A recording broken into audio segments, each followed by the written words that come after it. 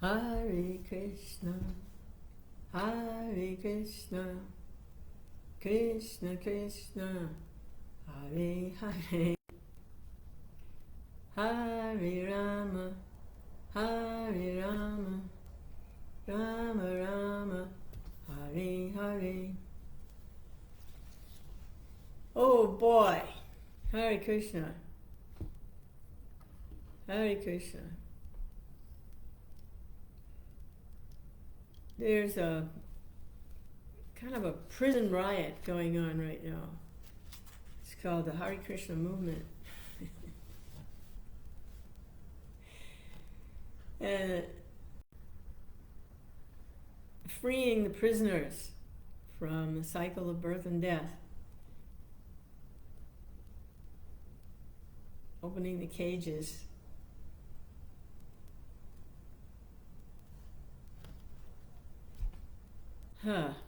Well, I just become more and more aware of my situation, that I actually am in prison. I'm in prison. Birth, death, old age, and disease. That's what I have to deal with. And I only have a certain amount of time. So I have a sentence, so a life sentence. And I'm serving it out. But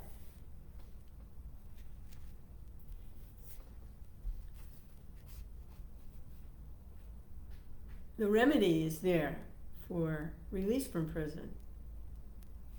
And part of it is hearing about the spiritual world, what's going on outside birth, death, old age, and disease, eating, sleeping, mating, and defending. What's going on beyond that?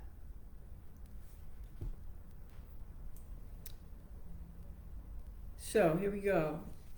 Read a little bit more from this summary study of the Bhakti Rasamrita Sindhu.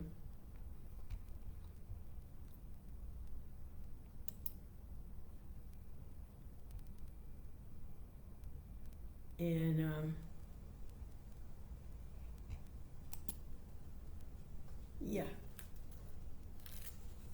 this is a summary study, Nectar Devotion by His Divine Grace, A.C. Bhaktivedanta Swami Prabhupada. Started a huge prison riot, complete with clanging kartals and beating drums and mantra chanting.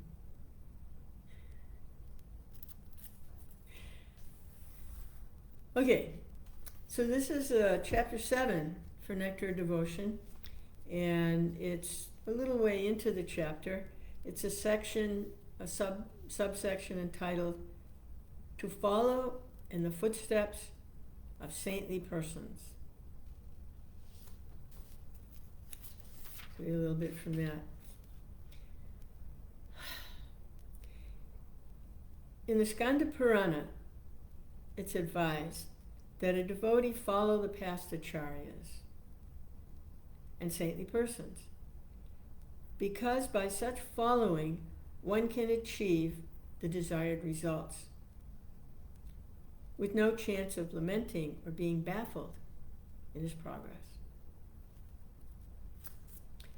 In the scriptures known as Brahma Yamala, it is stated as follows, quote, "If someone wants to pose himself as a great devotee without following the authorities of the revealed scriptures, then his activities will never help him to make progress in devotional service.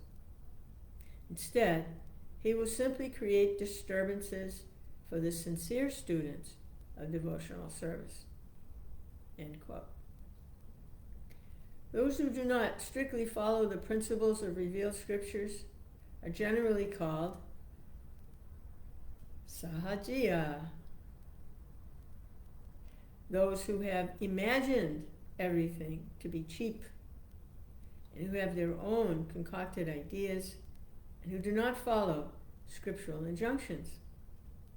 Such persons are simply creating disturbances in the discharge of devotional service.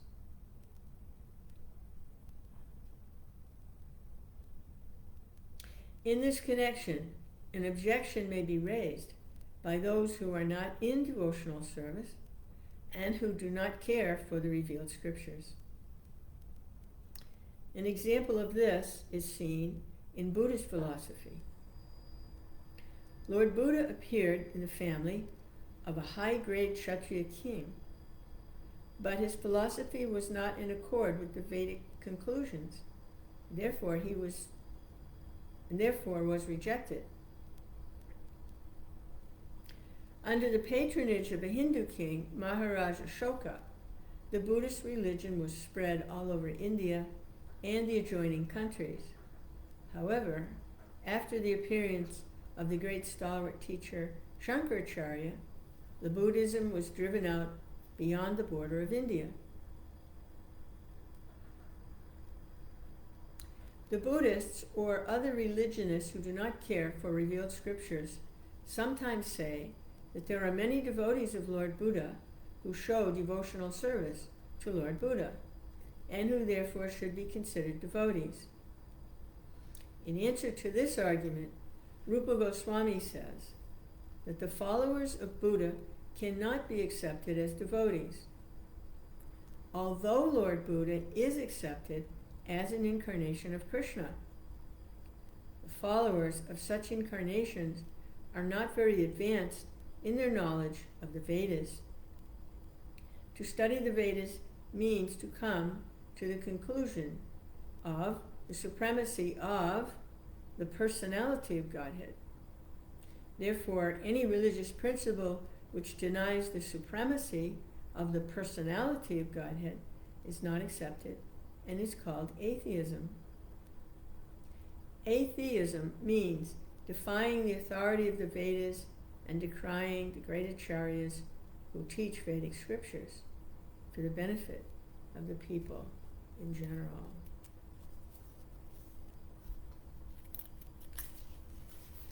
Lord Buddha is accepted as an incarnation of Krishna in the Srimad Bhagavatam.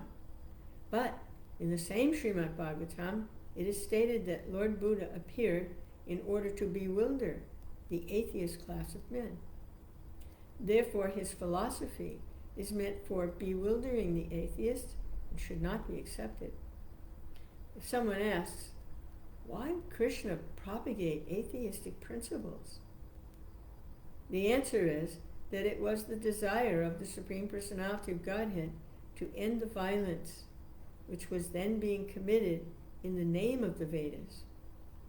The so-called religionists were falsely using the Vedas to justify such violent acts as meat eating, and Lord Buddha came to lead the fallen people away from such a false interpretation of the Vedas.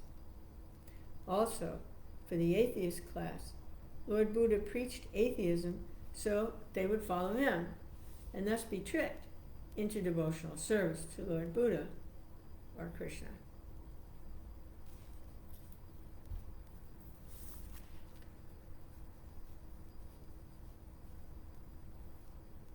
So in that section,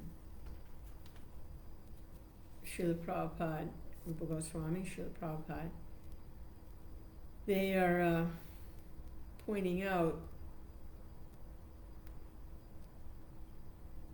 how important it is to follow the instructions given by saintly persons. And the saintly persons always are in line with scriptural injunctions. There's a little saying, Guru, Sadhu, and Shastra, to check the validity of something. If those three agree, then it can be accepted as valid. The Guru, spiritual teacher, the Sadhu, saintly persons, and the Shastra, the scriptures. Guru, Sadhu, Shastra. If they're in line, then whatever's being presented is considered valid or acceptable.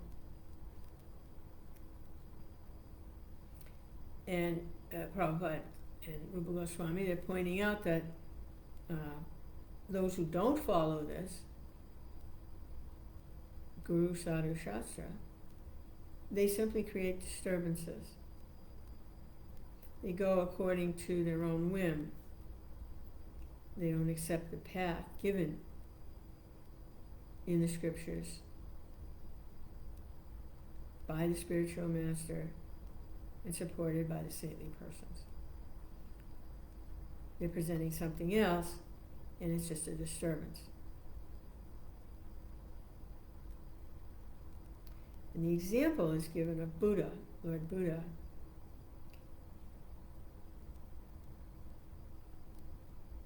His preaching and his teaching was not in line with the Vedic conclusion. The Vedic conclusion is Krishna, the personality of Godhead. But his teachings were a little different. His teachings were, there is no God.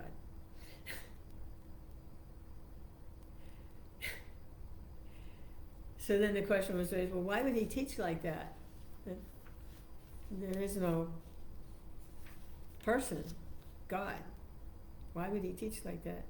And then according to time, place, and circumstance, we understand it was a special appearance to stop the violence that was being committed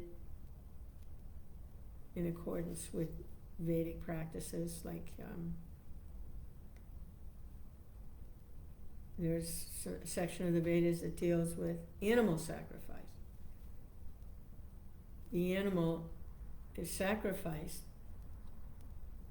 in a special fire with a special mantra, but then emerges with a new birth, a new body. And these things were done to test the mantras.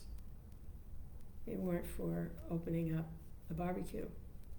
It wasn't barbecue time. But it was being misused. And they were indulging in this eating animals in the name of Vedic rituals. So that was one reason Lord Buddha appeared, to take them away from the scriptures, because they were misusing the scriptures. And another reason was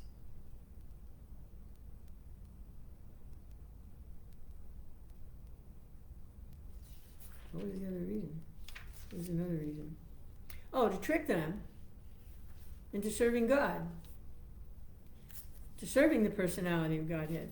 Since Lord Buddha is an incarnation of the Supreme Personality of Godhead, they were tricked into serving him. So they did some service.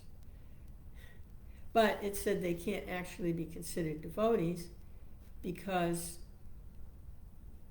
by serving Lord Buddha, they were denied access to the actual conclusion of the Vedas. They didn't recognize Buddha as the Supreme Personality of Godhead incarnate. They didn't get that part. Considered him the enlightened one, but not necessarily the Supreme Personality of Godhead incarnated. So they didn't quite make it all the way, so they can't be considered as devotees of the Supreme Personality of Godhead, although they were tricked into serving the Supreme Personality of Godhead. They were denied access to the conclusion of it. But a little advancement on this path, it's never lost, it accumulates. So there was some benefit there.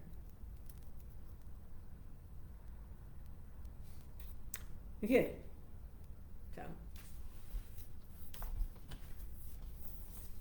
something to meditate on today. A little goes a long way in Krishna consciousness. It's like a little candle in a very dark place goes a long way.